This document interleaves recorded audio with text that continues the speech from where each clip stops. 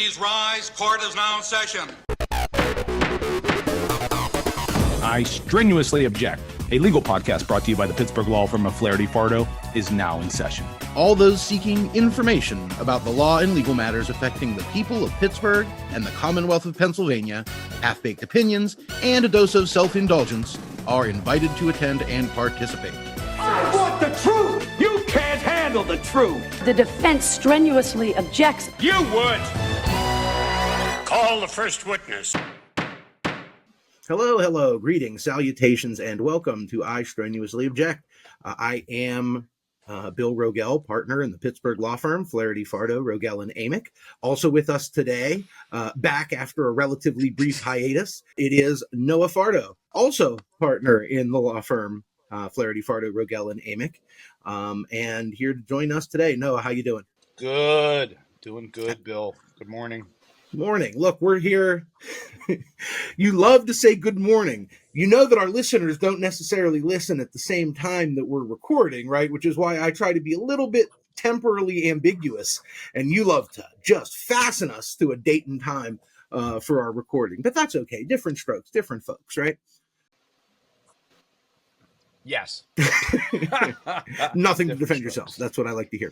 All right. So what I'd like to do here today is jump right into the meat of the matter here and talk about something that's kind of proliferating in the medical field and that we're seeing in our practice and that we know we're seeing out and about otherwise, and that is med spas. Noah, for those unfamiliar, what's a med spa? Well, a spa is where you get a massage. A med spa is advancing what's done in the form of Botox, tattoo removal, microneedling. It's that fine line of medicine between actual surgeries in a hospital and spas at Nemacolin. It's this gray area where a lot of physicians have found they can make money without having to comply with a lot of the other rules associated with surgeries. I think that's a functional answer. Other functional answers include, I don't know, which was the one I was kind of rooting for, by which I mean, like, you're right. It's a gray area. It's undefined. If you look in, from what I can tell anyway, in at least Pennsylvania's statutes, its regulatory code, you're not really finding a definition for the term med spa, right? As far as the law here is concerned, it's a medical practice, right? You're performing medical procedures, you're a medical practice, and you're governed essentially by the same rules as govern an outpatient surgery center or, a pediatrician's office or any medical practice you go to, right? It has to have, a doctor available. It has to have a medical director who's a doctor. It can only be owned by physicians and medical practitioners. This is what the law says. I'm not necessarily convinced that all of these med spas popping up all over out there are complying with these rules. And it's interesting that they stick those two words together as if it's landing somewhere between medicine and a spa day. And I'm not really sure that's, properly speaking, a thing that ought to exist, right? It's creating a gray area where there isn't really one. And it's confusing for patients and, it's confusing for lawyers sometimes too. Yeah, med spas are focusing on aesthetic procedures in the world of vanity, where everybody wants to look better. These med spas have popped up really over the last 10 to 15 years and have found a market where people are scared of plastic surgery, but can improve their aesthetics through what they look at as less invasive or less risky. And I think that's what we're talking about today. There are risks with med spas that I think people aren't aware of based on the qualifications, based on their experience, their training, and I think that's what we're talking about. That's right. I think a couple things to emphasize right out of the gate. Like I said, first of all, legally, these med spas should be, and the ones that are operating properly are running like any other medical practice is, under the leadership and guidance and supervision of an appropriate licensed physician who is his or herself trained in and competent in all of the services that the med spa offers. They don't all in practice operate that way. Some of them are, run by or kind of day-to-day operated by, nurses or other non-physician personnel. Some of them are operated by a doctor, but that doctor doesn't actually perform cosmetic procedures or the procedures that are offered by the med spa, and so isn't really competent to supervise other people doing it. There's a lot of red flags, a lot of issues kind of structurally in these places, because the thing is, it's a booming market, right? The economic incentive is there for doctors, nurses, whatever, to either as kind of a side hustle or as what becomes their main job in the medical field, working at one of these med spas that doesn't have the strictures and doesn't have, the high kind of overhead costs and payment of a more traditional medical practice. Yeah, and the cost is the big thing. Where the med spas are able to make money is if you're a plastic surgeon. Most plastic surgery procedures have to be done in an accredited surgical facility or in a hospital. And that's what limits a lot of plastic surgeons to going out on their own to start a practice is those procedures have to be done in an accredited surgery center. Well, that can cost $500,000. The med spas have found a loop where they don't have to have accredited surgery facilities, and they're able to perform these aesthetic procedures in an office environment without that upfront cost. And now they not only don't have to have the surgery center, but they don't have to actually have a physician perform it either. They're supposed to have supervision. But what we see, Bill, is there's often not even adequate supervision. You're not my supervisor! Right. And I mean, and you see how that works its way out in the cost scenario, which is, look, you could compare the cost of going to get, plastic surgery or procedure that's going to cost you $5, $10, $15, $20,000, or you can come to our med spa. And our med spa can do this other procedure for you, for $1,500 or $2,500 or whatever the cost of it is, because we don't have to pay the cost associated with a hospital or surgery center, because we don't have to pay a doctor to perform the procedure. So we can charge less, and it's all profit, right? It all comes right into our pocket. Yeah. Med spa's selling points are less risk, allegedly, lower cost. And that's their I selling also point. suspect, and this is just reckless speculation, but it's not reckless speculation directed at anybody in particular, so it's legally safe. I look at structurally the way that providers of whether it's products, medications, or creams, or lotions, or equipment that's used for these procedures, those kinds of providers already get stuck in some kind of shady kickback schemes with doctors. You scratch our backs, we'll scratch yours. It's worse, as far as I can tell, in the world of medical spas, right? Because there is so little supervision beyond the people who are doing it.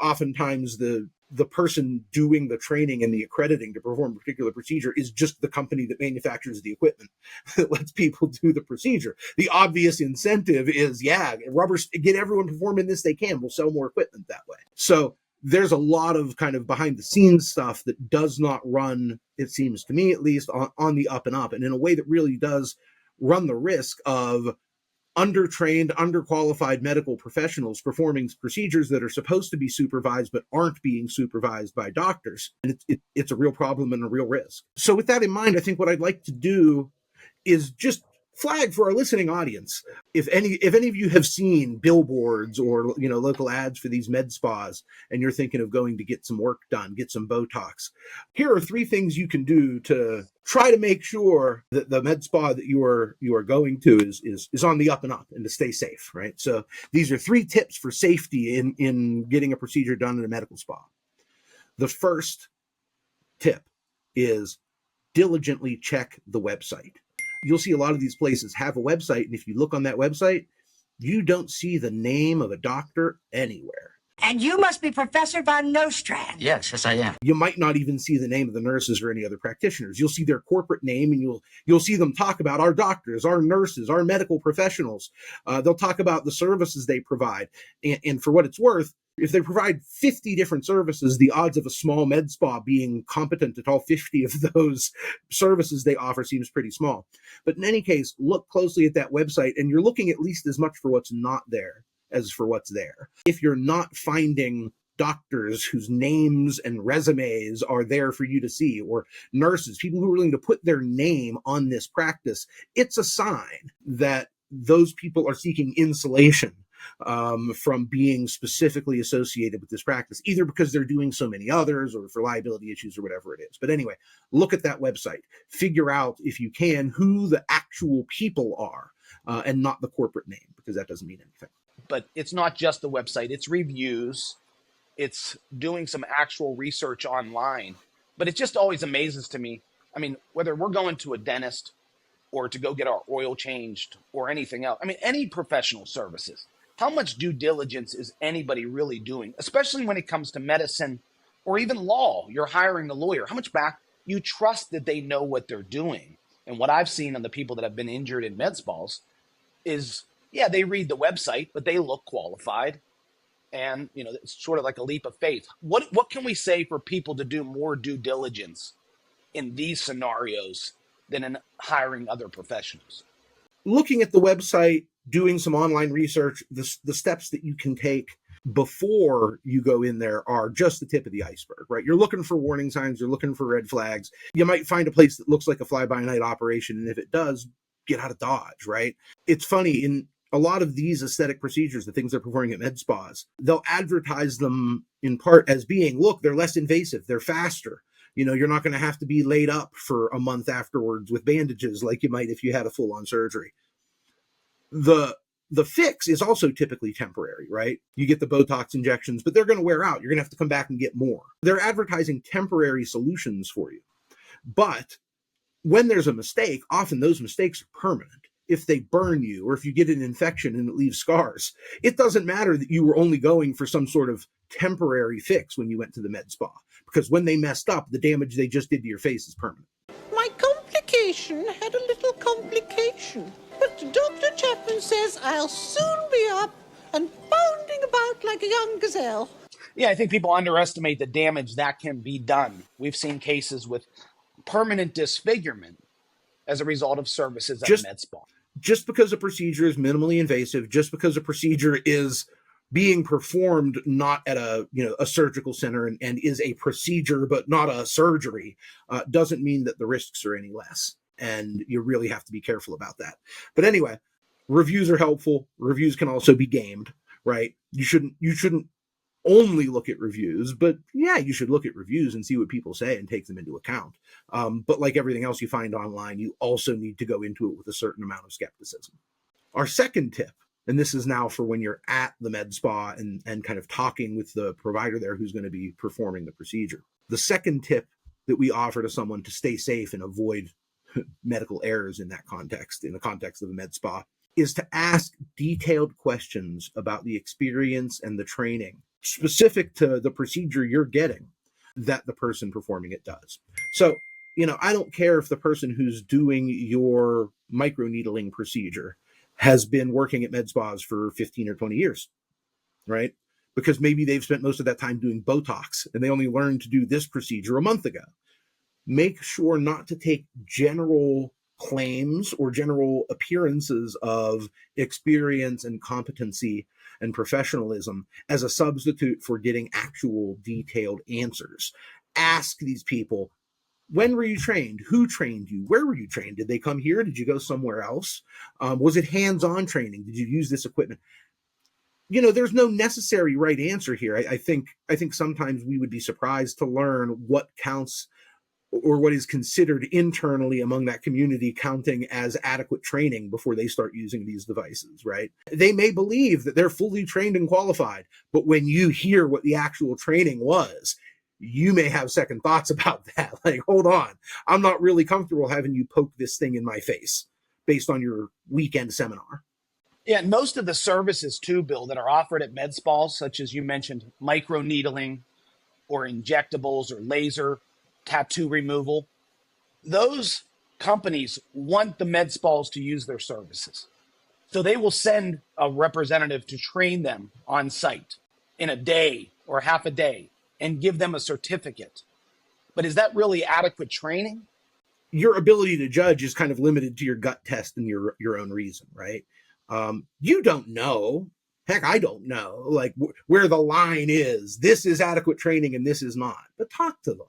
If you're feeling a little hesitant once they describe their training, get out of there. Don't take the risk. Don't let the fact that it's relatively inexpensive and promises a quick fix blind you to the potential permanent consequences that it has when you put yourself into the hands and care of someone who's underqualified and undertrained. Have you ever seen The Girl with the Dragon Tattoo? I've not. I haven't read it either. It's an excellent movie about some psychopath And at the end of the Hold movie, on, spoiler alert. Okay, go ahead. Near the end of the movie, he asked the one gentleman, he says, go ahead, get in the car. And you could tell the guy's intuition and his gut feeling is, no, I should never get in that car. And he does. And the next thing you know, he's tied up in a basement. And the guy who did it says to him, it's amazing to me how many people ignore their gut feeling for the fear to offend. Why don't people trust their instincts? It's hard to believe that fear of offending can be stronger than the fear of pain, but you know what? It is. The fear to offend someone is so high that you're willing to ignore that feeling in your stomach that's telling you not to do something. And in that case, it's going to cost him his life. But the same's true in a med spa. Your feeling is telling you, hey, maybe this isn't right, or I want to ask this, but I don't want to offend this person. But this person is going to perform basically a surgery on you, and you're not offending them by questioning their qualifications. So I always thought that was interesting. Yeah, I think that's a fair description of kind of the psychology where people get walked down that road. In other contexts, right? We as a society have started telling, like, in particular, women to trust their guts a little bit more, to avoid dangerous situations in kind of, awful sexual assault contexts or whatever. But intention with that is, look, we're trying to cultivate rationality. Sometimes our gut instincts mislead us, right? You don't want to shut your brain off, but I think the thing you're focusing on is specifically right. If you're worried about offending the person who's going to be performing the procedure by asking about their qualifications, don't. Look, if they're really good at what they do, if they're one of the people in these med spas who is fully trained and professionally competent, they're going to love telling you about it, because it's what differentiates them from their competitors in that regard. They're going to be more than happy to answer your questions. They're not going to take offense. The only people who are going to take offense are the ones who know that, I probably shouldn't be doing this. Don't worry about offending them. Worry about protecting yourself. Yeah, and we've talked before about the need and the benefits of having a patient advocate with you to ask questions, because you're not always as focused. But specifically with med spas, I think not only do you have to be a patient advocate for yourself more so, because there is this gray area where non-qualified individuals who don't have medical licenses are performing basically plastic surgery procedures. But I think having a patient advocate at a med spa makes sense too. If you have somebody, a spouse, a friend that you trust, bring somebody with you. So a really good point that we haven't talked about and that we should talk about now. We are all aware that there is a stigma that surrounds plastic surgery, cosmetic procedures, going to med spas, things like that. It leaves the patient isolated and without other defenses. One of the reasons that these med spas can exist, and one of the reasons that people who go in there end up not doing ample research, not bringing in an advocate, is they don't want people to know they got work done. That stigma against these kinds of procedures, people don't want to be accused of vanity, or people don't want their looks to be thought of as anything but natural, leaves these patients especially vulnerable, because they are facing this industry alone. And one person against the whole industry is a really bad matchup. Society's been telling you to tweak every little imperfection in your appearance your whole life. Here is something that's promising to do that for you, but you don't want anyone to know. You don't want to talk to someone about that. They might judge you for it. Fight that stigma and make sure that you're not leaving yourself in isolation. I guess the other related tips here are kind of old-timey wisdom that remains true. There's no such thing as a free lunch, and there's no such thing as a quick fix, right? If what the med spa is promising you seems too good to be true, it probably is. You don't need plastic surgery. We can get this done for you for $1,000. There's no risk, and you'll be back to work tomorrow. And we've had cases where the person is then disfigured for the rest of their life. Sometimes you go in there and it's fine, right? It's not like these med spas wouldn't last long if every human being who walked through their door came out with a horrible facial disfigurement, right? Like I went in there for cool sculpting and lost my arm. Okay, we're done. They're not all butchers, and even people who are underqualified and undertrained can do procedures right most of the time, but not all the time, and they might not catch their mistakes. And, it's just important to have a caution and an understanding of what your risk tolerance is. The third tip that we do want to give before we wrap this episode today for how to protect yourself if you're seeking services at a med spa is to ask to meet the doctor who's there. There's supposed to be a doctor at minimum on call and available, but hopefully on site, physically present when you're doing your consultation before the procedure and at the time of the procedure. before you even schedule the procedure, ask to meet, to talk to know who the doctor is and to be able to have communication with them. Calling Dr. Howard, Dr. Fine, Dr. Howard. They may tell you that it's going to cost you more if you do that or whatever. It is worth it, because not knowing who the doctor is or if there's a doctor there can be pretty scary. How's my son? He's going to be all right. He's lost his left hand, so he's going to be all right. You son of a bitch! I hate this doctor! Medical spas in Pennsylvania need to have a medical director, a physician who's in charge of the spa to make sure that the people performing the procedures are qualified and competent. But what kind of doctors have we seen that they use as medical directors? They don't use plastic surgeons. They use OB-GYN doctors. They use eye doctors.